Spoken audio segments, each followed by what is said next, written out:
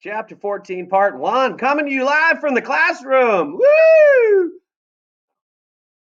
30 minutes later, Papa and I had our old blacksmith shop ringing. About that time, I looked through the open door and saw Daisy come out of the house and start up the trail to her playhouse. Rowdy was with her. He was walking along in front of her, wagging his tail as if he didn't have a worry in the world. Daisy was hobbling along on her old crutch and was carrying a broom. Every few steps, she would poke Rowdy in his rump with the broom, and he seemed to be liking it. He was wiggling all over and snapping at the broom straws. I stopped turning the handle on the blower. Papa saw me looking out the door, and he too turned and looked toward the hillside. For several seconds, Papa just stood there with the tongs in one hand and a hammer in the other, watching Daisy and Rowdy make their way up the trail. Papa turned again to the anvil and whammed it with the hammer. "It's tough to be a poor man, son," he said. "It's really tough." "Papa," I said, "is it true that Daisy's old leg is getting worse all the time? Mama said it was." Papa whammed the anvil again. "I'm afraid it is, son," he said, "and there doesn't seem to be anything I can do about it right now. But someday I will, or I will die trying." "But Papa," I said, "Grandpa and Grandma are saving money, and so are you and Mama. How much money does it take to get Daisy's legs straightened out?" "Takes a lot of money, son," Pop said. "More money than all of us have. A lot of money." Just then, I heard Daisy yell from the hillside. I had never heard her yell like that. It was scary. "Mama, come quick! Hurry, Mama, hurry!" Mama came flying out the back door. I could see that she was really scared. First, she looked toward the blacksmith where Papa and I were standing in the open door. From the hillside, Daisy yelled again, "Hurry, Mama! Oh, hurry!" Mama tore up the trail faster than I had ever seen her run. "What is it, Daisy?" she yelled. "Are you all right?" Papa looked at me. I could see the scare in his eyes. His face turned a pasty white. He dropped the hammer and tongs from his hands and snatched a pitchfork from the wall. He shouted, "Snake!" Then he tore out of the blacksmith shop in a loping run. When Papa shouted snake, my old heart jumped clear up in my throat. I could just see a big diamondback rattler up in Daisy's playhouse, all coiled up, buzzing and ready to sink his poison fangs into anything that moved. Maybe he had already bitten Daisy. Papa was halfway across the barn lot before I caught up with him. We didn't take time to open the gate. We just jumped the rail fence and headed up the trail to the playhouse. A little bell kept dinging in my head and seemed to be saying, "Something isn't right. Something isn't right." When I finally figured it out, I said in a loud voice, "Papa, it's not a snake." "How do you know it's not a snake?" Papa shouted. "Rowdy, Papa," I said. "There was a snake up there. You could hear him bawling all over these hills. You know that. It's not a snake, I tell you." Papa slowed down. "I guess you're right," he said, "but I wonder what it is."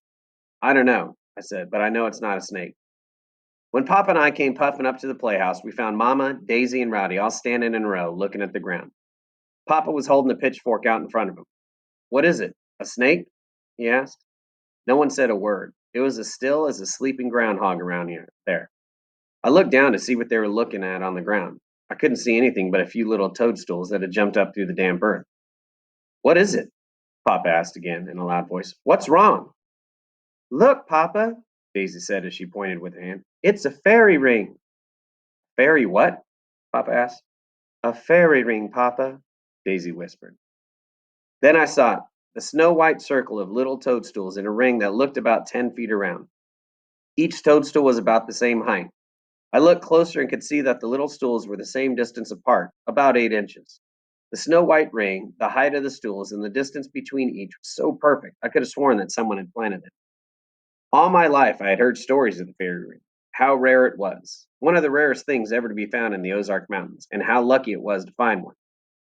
I knew there was a legend about the ring, but I was so stunned I couldn't remember it. I just stood there with my mouth open. I looked at Mama. I had never seen such an odd expression on her face, or such a warm, tender glow in her eyes. She knelt down, reached out, and touched one of the little toadstools with her hand. In a low voice, Mama said, "A fairy ring. Oh, how wonderful. So very few have been found. It's a miracle. That's what it is. A miracle." Then I noticed something that I hadn't noticed before. A strange silence had settled over the hills. No birds were singing, no squirrels were chattering. I couldn't hear a thing. It was so quiet. I couldn't remember a day that you couldn't hear something around her home, a cackling chicken, a grunting hog, or a mooing crow. I kept listening and waiting to hear something, any kind of sound, but there was nothing, absolutely nothing, just silence all around us. Isn't there a legend about the fairy ring? Papa said in a low voice. Seems like I heard something about it once. There is, Papa, Daisy said. It's an old, old legend, hundreds of years old. I believe it too. Tell us about it, Daisy, Papa said. If Papa had gone all over the world, he couldn't have found a better storyteller than my little sister. They just didn't make them any better. All right, Papa, I will, she said. According to the legend, fairies make the rings so they'll have a place to dance. Some of the fairies sit on the toadstools and clap their hands while the other fairies dance in a circle. Whoever finds a fairy ring is very, very lucky. You step in the center of the ring, kneel down and make a wish, the wish will come true. Papa looked at Mama. Say, I remember now, he said. Not long after we came here from Missouri, someone found a fairy ring. Don't you remember that? Yes, Mama said. I remember all about it. There's a story about that fairy ring. Quite a story. Oh, Mama, tell us, Daisy said. Please, Mama. Mama smiled and glanced at Papa and me. She could see by the looks on our faces that we wanted to hear the story too. It happened not long after we moved here from Missouri, she said. I'll never forget it. You children were just little things at the time. For a few seconds, Mama stopped talking. Never taking her eyes from that snow-white ring, she said, up the river a way, there's a place called Hanging Rock Bluff. Just this side of Hanging Rock, there's a big hollow called Peavine Hollow. At the head of it lived a family by the name of Garland. They had a young daughter by the name of Luann, who was in love with a boy by the name of Johnny George. They were to be married and had already set the wedding date. Luann and Johnny were such a nice young couple and so well liked that people from all over the hills started making up a dowry for them. They were given a team of mules, a milk cow, chickens, pigs, and all kinds of farm machinery, even a little money. It was going to be a big wedding, and everyone in the hills was invited. A dowry, by the way, Dowry. It's like something that's got together for, it's kind of like what we do now for weddings where you bring a gift.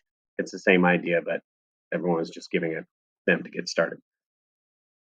Mama paused, and again she reached out and touched one of the little toadstools. About a month before Luann and Johnny were to be married, something terrible happened, she said. Johnny George was called away to war. Luann's heart was broken, but she went right on with her wedding plans as if nothing had happened. She even made her wedding dress. Luann got one letter from Johnny. He told her that he was serving with Teddy Roosevelt and his Rough Riders. Then months went by and not another word was heard. The Garland family felt so sorry for her. Everyone in the hills felt sorry for her. But Luann wouldn't give up. She told everyone that her Johnny would come home and they would be married. Then one day, old man George came to the Garland home. He had a letter from the War Department. Johnny George was missing in action. People said that when Luann heard Johnny was missing, she went out of her mind. From that day, she never spoke one word to anyone, not a word. She walked around as if she were in a daze and started taking long walks in the hills. People said that many times on moonlit nights she would put on her wedding dress and go walking the hills all alone, just walking along with her head bowed. It was so sad. One morning, right after a rainstorm, while she was walking in the hills, she found a fairy ring. She had heard the old legend, and so she stepped into the center of the ring, knelt down, and made a wish that God would send Johnny George home to her. 3 days later, in the twilight of evening, just as the Garlands had seated themselves at the supper table, they heard someone singing.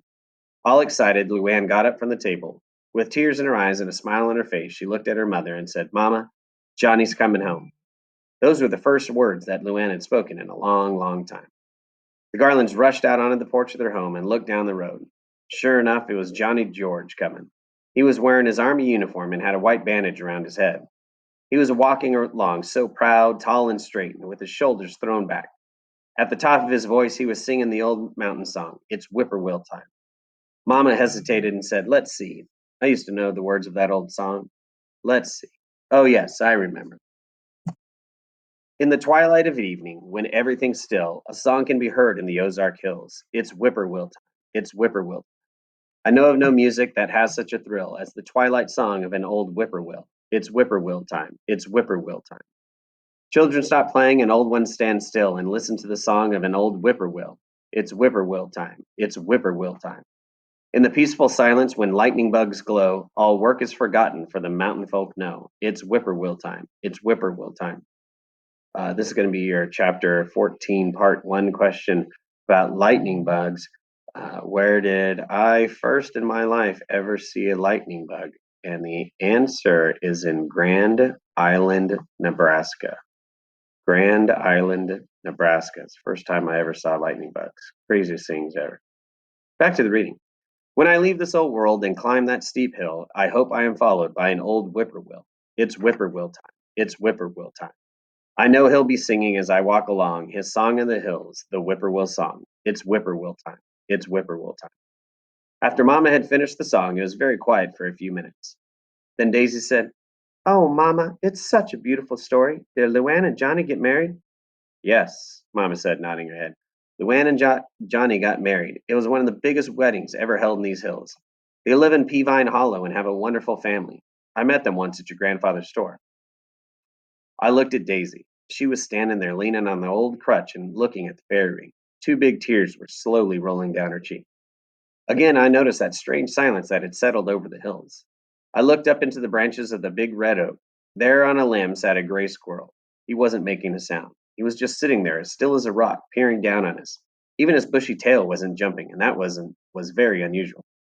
A little wren flew in from the mountains and lit on a low branch of the red oak. I'd never seen a wren that could sit still for very long. They seem to be such nervous little birds and are always hopping around and making a racket.